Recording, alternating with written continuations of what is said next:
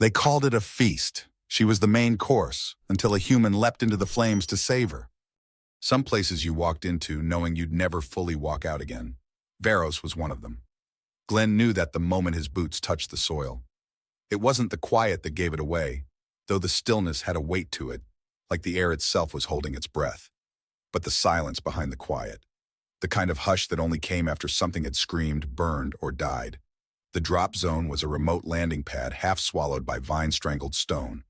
No terminals, no towers. Just a corroded totem of trade neutrality posted in 3 dead languages. Officially, he was here to deliver food bricks to one of the native settlements in exchange for scrap ore. Unofficially, it was just a contract he'd taken to keep flying. Keep moving. Keep breathing. Glenn didn't ask questions anymore. Not after the Helian contracts. Not after what he'd seen on the moons of Yovax and Reinar III. The way people were turned into numbers, assets, collateral, meat. He was done being a hand that signed death warrants from a distance. Now he just moved cargo and kept to himself. And yet here he was, drawn by the sound of drums. They thudded like a second heartbeat through the forest, deep and low, calling from behind the tree line. He almost turned away, almost climbed back into his ship and reported a no-contact delivery. Almost. Instead, he moved forward, ducking under hanging moss and broken branches, drawn toward the flicker of flame and the smell of smoke. That was when he heard it, chanting. He stepped out of the foliage into the edge of a clearing, and the scene unfolded like something torn from a nightmare or a memory. A ring of tribespeople danced around a roaring fire pit, masked and painted, moving with a trance-like rhythm. Behind them, structures of bone and salvaged ship plating jutted from the ground like broken teeth. And in the center of it all, she hung, suspended by the arms between 2 stone pylons, her feet barely brushing the wood stacked beneath her. The fire hadn't reached her yet, but the heat had. Her body trembled, tall, regal even in torment, covered in ash and ritual paint. Her skin glowed faintly, bluish-purple beneath the torchlight, bruised and smeared with smudges of black. Her hair was long, pure white, hanging in tangled ropes over her shoulders, matted with sweat and soot. Her clothing, or what remained of it, looked like some kind of futuristic armor suit, but ceremonial cuts and scorches had turned it into little more than a mockery of its purpose. It had once protected her. Now it made her more desirable to the crowd. An offering. Meat, someone whispered in the tribal tongue. Glenn didn't need the translator chip to understand that one. The elder stepped forward, a hunched figure with bronze piercings and robes of stitched hide. He raised a torch high, chanting words Glenn didn't try to parse. And then, she looked up. Her eyes met his across the fire. Huge, reflective, violet with streaks of silver, wide with horror. But more than fear, there was intelligence behind them, clarity. She was aware, she knew, and then something shifted. In Glenn's mind, there was a flash, a moment of white, like snow under floodlight. A pressure in his chest that wasn't pain but weight. A vision, maybe, or a memory not his own. An explosion, cold air, a scream that never reached open space. Her scream, his jaw clenched. He took one step forward, then another. And everything in him screamed, don't, but he was already moving. The elder lowered the torch toward the base of the pyre. Glenn stepped through the crowd, unnoticed for a moment, his coat billowing around him. He reached for the plasma blade clipped to his thigh, a military-grade tool that looked too polished for this place. The tribal drums slowed, and then someone saw him. A sharp cry rang out, and the elder turned, too late. Glenn shoved his way into the circle. His knife hissed to life with a crackling blue edge. The elder raised his hand. She is sacred. The flesh brings... Glenn slashed upward.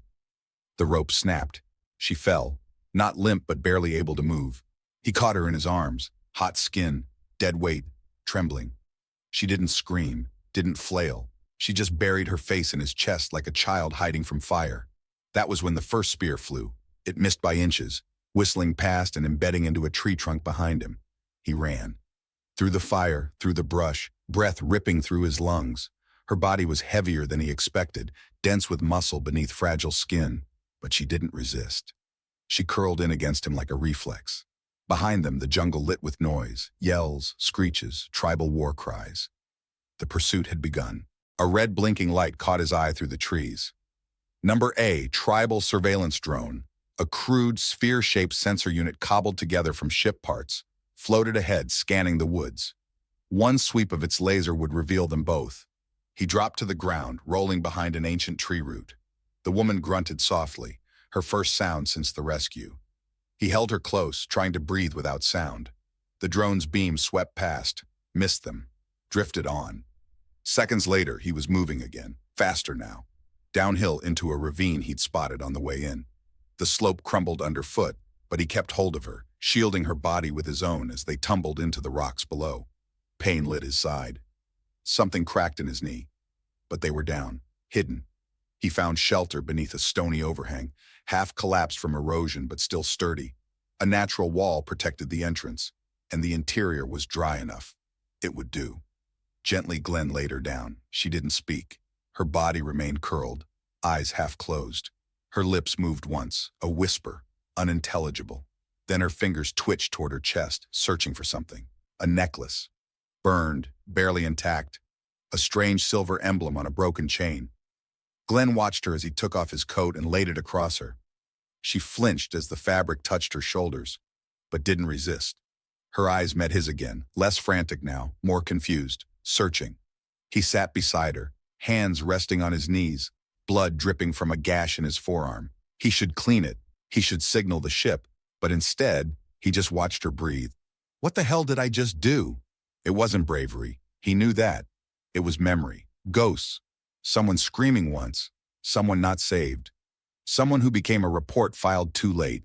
He hadn't even hesitated. And now here she was, shivering under his jacket, a living relic from a species he didn't recognize, but couldn't look away from. She reached out, barely, and her fingers brushed his arm, just once. Delicate, like a test. He didn't move. She didn't speak. But in her eyes, he saw it again. Not gratitude, not fear, recognition, like she'd seen him before in another life, or in a dream. Whatever the truth was, it had started here, in the shadow of fire beneath a red moon, with no name exchanged and the only sound between them the soft rasp of her breath. Somewhere behind them, the drums had stopped, but Glenn knew this wasn't over. He had lit something greater than any fire, and now they would both have to survive it. The cold was worse when it came without warning. It slipped down through the cracks in the rock, curling beneath the hem of Glenn's coat like a thief. He shifted his weight against the jagged wall of the ravine shelter, the ache in his ribs sharp and constant. His breath misted in the faint light filtering in through the stone. The sky above Varos was slowly lightening, gray-blue and heavy with clouds, no sun in sight. It was always like this. No sunrise, just less dark. The woman still hadn't spoken again, still hadn't moved. She was curled on her side beneath his jacket, her long white hair tangled around her face like threads of smoke. The bruises along her throat were darker now. Her breathing was shallow. Her skin no longer glowed as it had by the fire. Only a faint pulse of bioluminescence remained along her collarbones, barely visible. Glenn watched her for a long time. The silence stretched. He didn't touch her again. Not yet. Not unless he had to. She hadn't asked for that rescue, hadn't spoken a word during the escape. He'd only heard her voice once, and even then, only her name. Sura. It hung in his mind like a tether he couldn't cut. A name, a thread, a question. Outside, the forest was waking. Not with birdsong, Varos had none, but with the slow rustle of leaf-scaled fauna climbing branches, the distant cracking of frost under hooved feet.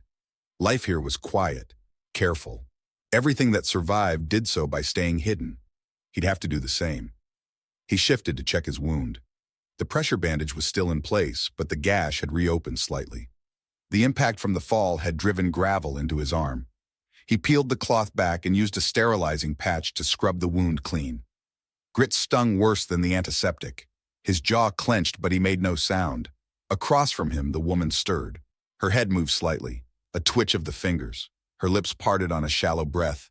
Then again, dry, chapped. She turned her face toward him, slow as ice melting. Their eyes met. No panic this time, no desperation, only confusion, worn thin by exhaustion. She blinked, once, twice, then let her gaze drop to his arm, the blood, the bandage. He said nothing. She stared for several seconds, then pushed herself up weakly onto one elbow. Her movements were unsteady, but not thoughtless. She scanned the cave, her breath hitching as she moved. She touched her temple lightly, then her chest, looking for something. Glenn reached beside him, picked up the ration pouch he'd set out earlier, and held it toward her. She didn't take it at first. She just looked at it, then at him. Her fingers moved, trembled, and finally accepted the pouch. She drank clumsily, spilling some, coughed, but she didn't stop. Her throat worked as she swallowed every drop. When it was done, she kept the pouch in her lap, holding it with both hands like it might vanish if she let go. "More," she said softly. Glenn raised his eyebrows slightly. It was the first full word she'd offered. Hoarse, rough, but clear. "I have more," he said. He reached into the pack, unsealed another cube, and handed it over. She took it more confidently this time. As she drank, he studied her face. Under the dirt and bruises, there was something, graceful but sharpened by survival. Her features were angular, the lines of her jaw strong, her mouth slightly split at the corner. Scars curled faintly behind her left ear, hidden mostly by her hair. Not fresh, not tribal, surgical, branding. He didn't ask. When she finished, she wiped her mouth with the back of her hand. Her fingers lingered near her throat, and for a moment she simply sat still. Then she looked at him again. "You," she struggled for the next word, brows furrowed. "You help." He gave a slow nod. "Yes." Her head tilted slightly, confused. "Why?" she asked. Glenn exhaled through his nose. That question again. The same one echoing in his own mind since the moment he'd stepped through the fire. He could have left, could have turned away. He wasn't a soldier anymore. He didn't wear any colors, didn't swear oaths. He didn't save people, not since Yovax. Not since he'd stood behind glass watching women and children packed into oxygen-drained pods, turned into silent, weightless bodies for political leverage. He hadn't drawn his weapon that day, just walked away when it was done. "I couldn't leave you there," he said, voice low. "Not again." She didn't understand the last part. He could see it in the way her brow furrowed. But she didn't press. She only watched him with a kind of quiet intensity that unnerved him. She raised her hand slowly, not to him, but to her own collarbone. She tapped lightly where the dim glow traced across her skin. "Sura," she said again, voice steadier this time. "I know," Glenn replied. "You told me." He hesitated. "I'm Glenn." She tried the name on her tongue. It came out strange, her accent folding the vowels oddly, but the effort was real. "Glenn and—" He nodded. A silence settled again, but it wasn't the same silence as before. It was thicker now, aware. Then very slowly she held out the empty ration pouch between them, a mirror of what he'd done earlier. He took it, surprised at the gesture. Her fingers brushed his. She didn't flinch. Instead, she looked down at the bandage on his arm. Without speaking, she reached for it. He tensed instinctively, but didn't stop her. Her touch was light, feather-like. She unwrapped the cloth partway, studied the wound with a strange, clinical focus. Her thumb pressed near the edge, testing swelling. She didn't speak, only looked. Then, carefully, she pulled a strip of fabric from the lining of her own damaged suit and wrapped it around his arm, tying it with unexpected precision. He didn't ask how she knew how to do that. He just watched her. When she finished, she leaned back slowly, her energy fading fast. "You're not from this moon," he said quietly. Sura didn't respond, not with words, but her expression answered, no. She didn't belong here. She'd been brought here, traded, used. Glenn let the silence stretch again. Words weren't always needed. Sometimes breath was enough. He reached out and adjusted the coat around her shoulders again. She let him. Her head dipped slightly forward, chin brushing the collar. Then unexpectedly, she shifted closer. Not much, barely a hand's width, but close enough that he felt the warmth of her body through the fabric. She was trembling. Glenn moved slowly, pulling a thermal blanket from his pack. He unfolded it without flair, draped it lightly over both of them. When his shoulder brushed hers, she stiffened but didn't move away. They sat like that for a long while, not touching, but not apart. Outside, the mist began to rise. The wind picked up, stirring leaves into whispering spirals. The tribe would come. It was only a matter of time. But for now, Glenn closed his eyes. She was still beside him, and that, for now, was enough. The warmth between them didn't last. It couldn't, not in a place like Varos. The shelter held for the night, but morning brought movement. Glenn woke to the snap of branches above the ravine. Nothing loud, nothing close, but not distant either. just enough to raise the hairs on his arms. He opened his eyes, slowly, quietly. Sura was already sitting up. She hadn't spoken, but her body was tense, coiled like something that remembered being hunted. She was listening too. Their eyes met. She didn't ask, didn't panic. Just nodded once, slow and sharp. Glenn reached for the sidearm at his hip and motioned toward the far crevice, the narrow, slanted chute he'd spotted last night but hadn't dared use in the dark. Sura didn't hesitate. She pulled herself up, visibly stiff, but steady on her feet. Her suit was torn, streaked with dried blood, but the woman inside it had changed. She wasn't just surviving now, she was aware. They moved in silence. Glenn climbed first, testing the rocky incline for loose stones and shallow footholds. Behind him, Sura followed with quiet determination, her long limbs adjusting quickly to the terrain. She moved like someone who had once known strength and was beginning to remember it. At the top, the forest opened again, thick with brush and dark-furred trees that bent under their own weight. He scanned the horizon. Still no sign of pursuit, but that didn't mean they weren't being tracked. The tribe had blood rights and fire. They also had patience. He turned to her. "We need distance, terrain, somewhere they can't follow easily." She looked at him without blinking. Then she pointed toward the northeast. "Ridge," she said. It was the most confident word she'd spoken yet. "You know it?" he asked. Sura nodded. Old structure, cold, empty, not tribe. That was enough. They walked, slowly at first, conserving energy. Glenn calculated each step like he was still in the field, mapping cover, tracking time by light, listening for environmental cues. His instincts had dulled in recent years, but not vanished. He moved like someone who'd once walked through war and knew how to keep walking long after it ended. They didn't talk much. Sura only spoke when needed, short words, clipped phrases. When she pointed out edible roots, Glenn harvested them. When she crouched beside a stream and motioned for quiet, he froze beside her. And yet something passed between them as they moved, a rhythm, a shared pace. They didn't need to explain every glance or gesture. There was no room for anything wasteful out here, not breath, not sound, not thought. By late afternoon, they reached the base of the ridge.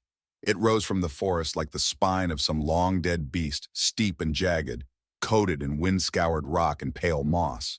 The climb was brutal. Loose stone gave way underfoot, and Glenn nearly slipped twice. Sura caught his arm once when his boot failed him. Her grip was firm, her balance unnerving for someone so recently near collapse. They reached the top as the light began to dim again, the horizon painted in shades of smoke and iron. There it was, half buried in the slope, crumbling but intact. A structure, angular and stark, clearly not of tribal origin. It looked like an old survey post, military or mining. Glenn approached cautiously, checking for signs of movement, active power, or traps. Nothing, just wind. The door had been torn off long ago. Inside, the air was stale but breathable. Old insulation peeled from the walls. Broken glass crunched under their feet. But the main room was dry and the ceiling held. Safe, for now. Sura stepped inside first. She ran her fingers along a scorched panel, pausing over a patch of writing etched into the frame. Her expression tightened, faint recognition maybe, or memory. Glenn watched her carefully. "You've been in places like this before." A pause. Then she said, "Once. Long ago." She didn't elaborate. He didn't push. He set up a small camp in the corner, opened a ration, divided it without asking. She took her share wordlessly. This time, she ate slower. She wasn't ravenous now. She was regaining control. They sat across from each other, knees nearly touching, backs to opposite walls. "Those people," Glenn said, finally breaking the silence. "The ones who tried to burn you alive. They call you sacred. Why?" Sura didn't answer immediately. Her eyes were distant. Her hands had gone still. Then quietly she said, "Cathari." She tapped her chest. "My kind, strong, cold-born, seen as gift, energy and flesh." Glenn's jaw clenched. "You're not food. To you," she said softly, "but not them." She looked up, met his eyes fully. "You burned for me." He blinked. "What?" "You walked into fire." Her voice didn't tremble. "You bled, risked your life." "Why?" He hesitated. "I don't know," he admitted. "I just couldn't stand there. I've done that before, and it never sat right. This time I didn't think. I just moved." Her gaze softened. He didn't add the rest, that he hadn't expected her to survive, that he just wanted to stop something monstrous from happening again. That maybe, on some level, he thought he deserved to pay for what he'd let happen in the past. Instead, he said, "I don't regret it." Sura shifted closer, barely. The wind howled through the broken frame of the door behind them. Then, with careful hands, she reached into the neck of her tattered suit and pulled something out. A thin silver shard of metal. A pendant, scorched and bent, still hanging from a frayed strand of wire. She held it toward him. "My name, not just Sura," she whispered. "Sura Nivel." She placed the pendant into his hand. He didn't ask what it meant. Not yet. He just closed his fingers around it. The light faded into full dark, and they sat in silence as night took Varos again. This time, closer, warmer. Not yet lovers, not yet safe, but no longer strangers. The wreck groaned quietly through the night, metal shifting with the cold. Outside, the wind had died, but the chill still found ways in, through cracks in the fractured hull, between scorched seams, across Glenn's skin. He sat with his back against the interior bulkhead, legs stretched out toward the dying glow of the heating rods. Across from him, Sura sat cross-legged, her head bowed as she turned a small metallic tool over in her fingers, the same stylus-like device she'd shown him before. Something old, meaningful, maybe sacred. She hadn't explained. He didn't ask, not yet. They had reached a fragile quiet in the past day. Not peace, not comfort, but space, breathing room. Neither of them felt hunted anymore, at least not with spears or fire. Now the only things chasing them were older, deeper. Glenn watched her from the corner of his eye. Her movements were precise but not mechanical, deliberate in a way that said she was used to making do with what little she had. Her glow had returned, soft and subtle, no longer pulsing erratically. She looked stronger, but not healed. "You ever fly one of these?" he asked, finally breaking the silence. She looked up. For a moment, her face was unreadable. "Not this class," she said, "but similar. Once, before all this?" She nodded slowly. "Before I was property." That word settled hard between them. Glenn didn't flinch. He let it stay there, ugly and bare. "Do you want to talk about it?" he asked. Sura turned the tool in her hand again, then set it gently on the floor beside her. She drew her knees up to her chest, wrapped her arms around them, and stared into the soft light. "I was born in the mountain arcs of Kethavar," she said. "High valleys, cold air. My people lived with the sky in our lungs. My father was a scanner. Mapped radiation storms, star clusters, impact drift. My mother cataloged species from orbital archives. We built things. We studied. We danced in gravity shifts for practice, not prayer." She paused. Then the sky broke. Glenn stayed silent. Her voice had taken on a strange stillness, measured, distant, as if telling the story of someone else. "They came after the climate failed. Black ships, raiders, traitors. Stripped the old orbital stations first, then the homes. Took anything rare, valuable, living." She didn't blink. "I was 17 when they took me. I was hiding in the geothermal ducts. My sister was the one they found. She said I had drowned, told them where to find a false ID. She took my place. They kept her for 3 days before they realized." Sura looked away. She didn't break, but she bled. Her voice wavered once, then steadied. "I surrendered, not because I was brave, because I couldn't hear her scream anymore." Glenn breathed out slowly through his nose. There were no words that felt right, no comfort that could erase what she had just relived. "I'm sorry," he said. Sura looked at him then, sharp, searching. "You didn't do it." "No," he said. "But I've watched others do worse, and I didn't stop them." She tilted her head slightly, a signal to go on. He hadn't meant to open the door, but maybe it was time. "I served in Helion Black," he said. "Outer ring conflicts. Technically security enforcement, but we all knew what it was. The mission was to hold territory for resource extraction. The kind of places where governments wrote off entire populations to boost yield." Sura was listening closely now, eyes fixed on his face. "There was a station orbiting Reiner 3, he said. "Civilian habitat. We were told it was compromised. Enemy collaborators, black market tech, potential bioweapons. The order came down, full lockdown. We sealed it, cut the O2 to the lower domes." She blinked slowly. "There were children in those domes," he said. "Families. I saw them through the viewports." A long pause. The fire cracked softly. "I followed orders," he said. "I held the line. Sura didn't speak. She reached for the metallic stylus again and held it between her hands like a tether. "What did you do after?" she asked. "I walked away," Glenn said. "Left the command post, bought a freighter, kept to the edges, moved cargo. No names, no causes. I told myself I was done being a weapon." "And yet," she said, "you ran into fire for a stranger." He looked at her. "Because I remember what it looks like when nobody does." They sat there for a long while, the heat pulsing gently between them, the silence no longer heavy, but anchoring.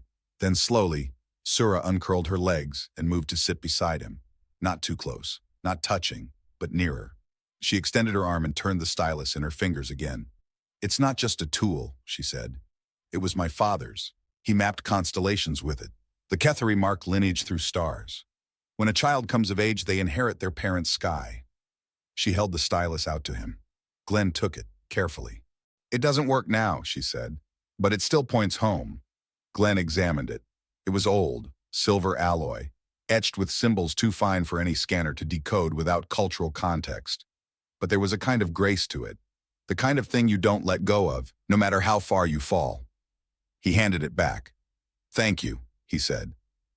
Sura nodded. "You gave me your name, your story. I wanted to give something back." Glenn shifted his weight slightly, then, with a quiet breath, reached into his own coat. He pulled out a flat metal square, worn, blackened at the edges, a rank badge barely recognizable. "This is what I used to be," he said. "Lieutenant Glenn Rain, Helion Security, 47 confirmed operations, all of it clean, legal, efficient."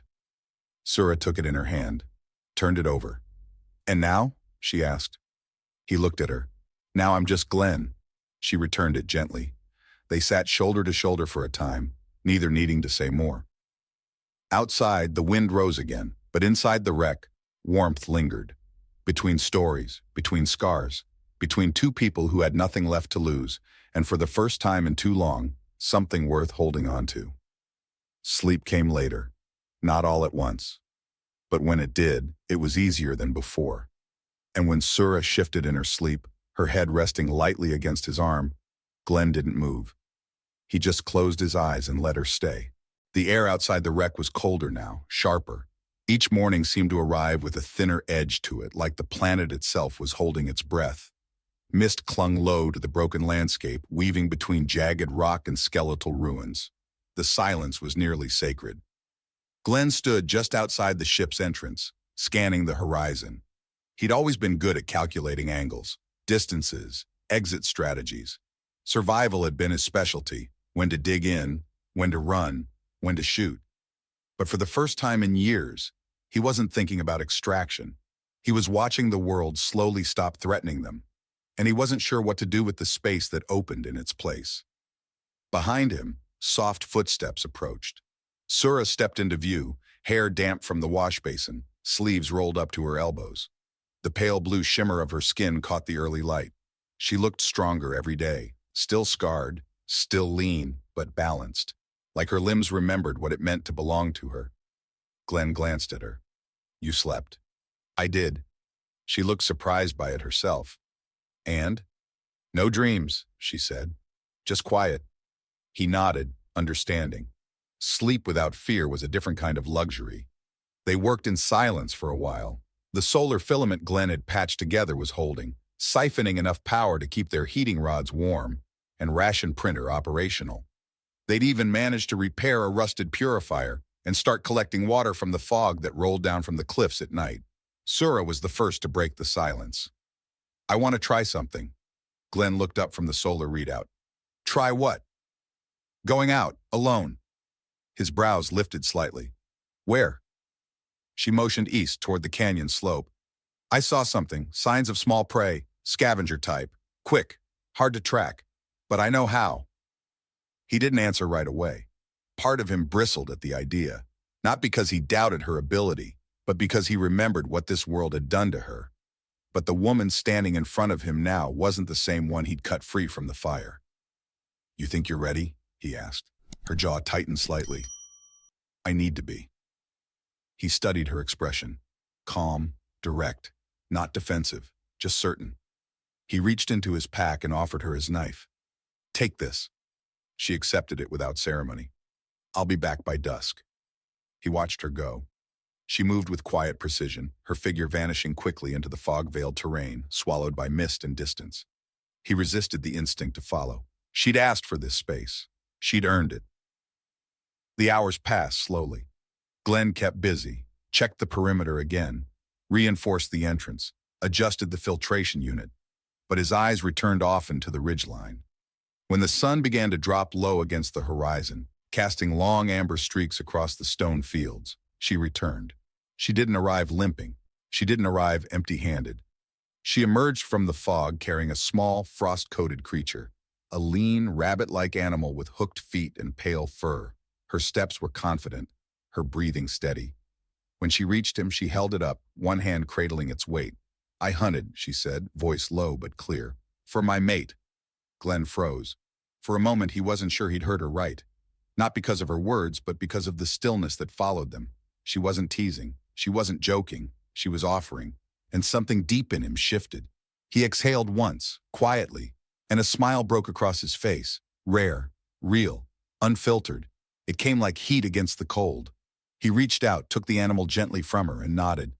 "Then I guess I should cook." She followed him back into the wreck.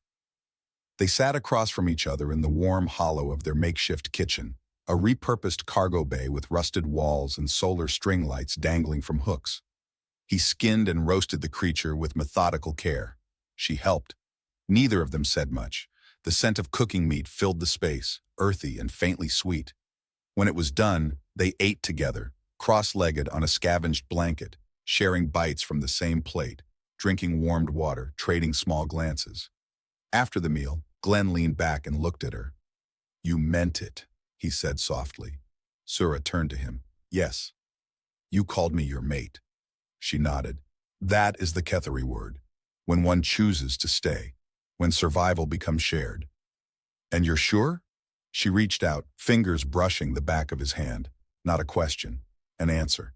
He curled his hand around hers. The contact was light, but there was no trembling anymore. She leaned into him slowly, resting her head against his shoulder. They didn't need more words. Not tonight. Later, when the fire burned low and the sky stretched wide above the fractured ceiling, Glenn looked up at the stars. He thought about all the places he'd run from, all the people he hadn't saved, all the silence he'd tried to live with. Then he looked down at Sura, her breath slow, her body warm against his side, her hand still in his. This wasn't just survival.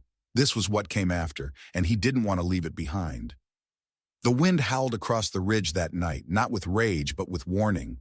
It wasn't the sound that kept Glenn awake, though. It was the stillness beside him.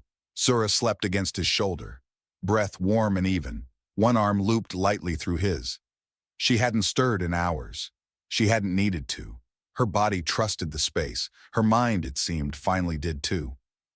But Glenn's eyes remained open, trained on the broken edges of the ceiling above, where slivers of starlight filtered through the bent metal. His pulse had slowed, but his thoughts hadn't. This place had changed. No longer a tomb, no longer a hiding place. It felt lived in. The hearth they'd built now glowed steadily, maintained with intention. Their belongings had found specific places, repurposed crates arranged with unconscious consistency. The tools they needed were within reach. The ones they didn't were gone. There was a rhythm now, a pattern, like roots settling into soil. Glenn shifted carefully, easing his body out from under her without waking her. She murmured once, a soft exhale, but didn't stir. He crossed the room to the hull breach where they'd placed a crude sliding panel. He moved it just enough to look out. The world beyond was silent. No movement, no torches, no flickers of tribal scout drones. They hadn't seen a sign of pursuit in over a week. It wasn't just luck. He'd felt it in the air, the change in the way the forest breathed, the way the horizon no longer crouched like a threat. Anka hadn't sent anyone else. Or if he had, they hadn't made it this far. Fear of the old earth held them back. Sura had been right. Glenn slid the panel closed and sat near the fire, wrapping his arms around his knees. He let himself be still for once. Not alert, not ready, just still. Not long after, he heard her rise, soft footsteps across the metal floor, then her presence beside him. "You didn't sleep," she said. He didn't deny it. Didn't need to. She lowered herself beside him, mirroring his posture. Her hair was slightly tangled, eyes shadowed with sleep but clear. She stared into the fire for a while before speaking again. "I used to dream of escape," she said quietly. "Not freedom, just distance. A place far enough away that no one remembered my name." Glenn looked at her. "And now?" She shrugged. "Now I remember it myself, that's something." They sat like that for a long moment, not talking, not touching, just present. Sura finally broke the silence again. "Where will you go when you leave?" He blinked at her, startled. "Leave? You said you don't stay places long." "I didn't plan to stay this one at all," he said. "But you did." He nodded. "Because of you." "And if I stay?" she asked. "What then?" He met her eyes. "Then I stay too." Her expression didn't change, but her breath caught just slightly in her chest. "You're not afraid I'll change my mind?" she asked. "I hope you do," he said softly. "Not because I want to leave, because people should change their minds when they need to." She smiled faintly. "You speak like someone who lost a lot." "I did, and yet you're still here." He looked down at his hands, then back at her. "So are you." Something in her eyes softened. She leaned forward slightly, her forehead resting against his. Her voice was a whisper. "Then let this be the place we stop running." That night, they rearranged the inside of the ship, not for survival, but for comfort. The fire pit was reinforced with stone. Blankets were spread more evenly. Tools organized. Glenn repaired a broken overhead light. Sura salvaged wiring and connected the charge port to the solar panel. For the first time since they'd arrived, they moved with intent to stay. Later, Glenn found her outside near the cliff's edge, crouched beside a small pile of stones. She was placing something beneath them, carefully, deliberately. He stepped closer. "What is it?" She looked up. "A mark, not a grave. A memory." She opened her palm. Inside was the small silver stylus, her father's, her guide. "I won't need it anymore," she said. "Not here." She buried it beneath the stones, then stood. They walked back together in silence, the firelight from the ship flickering against the rock. And when they entered the shelter again, it no longer felt like a shipwreck. It felt like home. That night, there were no confessions, no heavy words, only the quiet, steady presence of two people who had found in each other something neither had thought to look for: belonging. And in the silence between breaths, Glenn realized that home wasn't a place you returned to. It was something you built. And he was ready to stay. The seasons were changing. On Varos, that didn't mean blooming trees or gentle rains. It meant colder mornings, longer dusk, and heavier silence in the canyons. It meant frost settling on metal hulls like ghost breath, and the wind no longer biting, but watching. But for the first time, Glenn and Sura weren't just surviving it. They were shaping it. The wreck had become more than shelter. Over weeks, it had transformed into something lived in, something human. Half-scavenged furniture, a functional heat core, repurposed consoles wired together by Sura's steady hands, and Glenn's stubborn trial and error. Outside, they'd cleared space for a gathering pile of useful stone and wire, and a makeshift perimeter of noise alarms rigged from scrap parts. Inside, it was warm, dimly lit, familiar. Glenn stood over the console now, adjusting the frequency modulator. The old comms relay didn't have the power to reach orbit, but it picked up a trickle of distant signals. Weather pulses, drift patterns, sometimes static from derelict satellites. Mostly noise, but it gave him something to do with his hands. Something to focus on when his thoughts ran too fast. Behind him, Sura moved quietly through the galley compartment. Her steps were light, almost silent, but he noticed them every time. She was humming, soft, in a low tone, the melody not quite human. Something from her childhood, he guessed. He liked the sound of her in the space. Sura paused beside the wall where she'd mounted their small supply shelf. Her long fingers adjusted a coiled cord, then brushed a trailing thread of her hair behind her ear. She turned toward him. "Come outside," she said. He glanced over. "It's freezing." Her mouth quirked. "I know." He arched a brow but didn't argue. They stepped out together. The sky was pale violet, stretching over the jagged ridgelines like bruised silk. Light from their fire spilled across the stone floor. The stars were beginning to show themselves, distant, cold, and steady.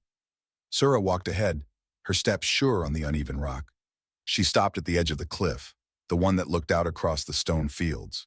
From there, you could see the path they'd come, the one they hadn't walked again. She looked out for a moment, quiet. "They won't come for us," she said. "I can feel it." Glenn nodded. "You're sure?" "Yes. Anka won't cross this boundary. The old ones, his people, taught him fear, not wisdom. And fear roots itself in stories. She glanced over her shoulder. We broke his story. Glenn stepped beside her. The wind tugged at his collar. It doesn't feel like a victory, he said. It isn't one, she replied. It's just a beginning. They stood there in silence for a while, watching the last sliver of sunlight bleed away over the stone. The cold was biting, but not cruel, not anymore. When she turned to him, her eyes were reflective in the low light, deep violet, almost black, shimmering faintly with bioluminescent flecks. You stayed, she said. I did. And you built this with me. He looked at her face, her mouth, the slight lift in her expression. I didn't know I needed to. I did, she said. He swallowed once, then reached out slowly. His hand brushed her cheek, trailing up to tuck a strand of her hair behind her ear. She leaned into his touch, not out of hesitation, but because she wanted it, because she trusted it. Sura stepped closer. The front of her body met his with quiet certainty. Her hands slid around his waist, palms flat against his back. When she looked up, the wind caught her hair and carried it sideways, like ribbon caught mid-dance. Glenn bent his head. Their lips met, gently at first. A kiss not taken, but offered. Warmth bloomed in the cold. His hands moved to her hips. Her fingers curled against the fabric of his shirt. The kiss deepened, not hurried, not desperate, just full, a breath, a promise. When they parted, she rested her forehead against his chest. I didn't think anyone could want me, she said quietly. Not beyond the use of my body, not beyond fear or tradition. Glenn tightened his arms around her. Then they were blind. She looked up again, eyes gleaming. You still burn, but not with destruction. I burn, he said, because you gave me something to burn for. A small laugh escaped her, soft and hoarse and utterly beautiful. They stood like that until the wind pushed harder. Then she pulled back, took his hand, and led him inside. That night, the fire in the hearth danced longer. They shared a blanket, shared space, shared skin. But what mattered more than anything was not the closeness, not the warmth, not even the intimacy. It was the stillness that followed. The quiet rhythm of two people who had finally stopped searching for somewhere else to be. Later, as sleep pulled her under, Sura murmured a word in her native tongue. Glenn didn't ask what it meant, but she whispered it again, slower. It means home, she said. He nodded once and kissed her temple. She fell asleep with her hand in his, her breath steady. And Glenn, once a man with no allegiance, no flag, no future, closed his eyes beside her and knew, with certainty, that this was the place he'd stop running. Not because it was safe, not because it was quiet, but because she was there, and for the first time in his life, that was enough.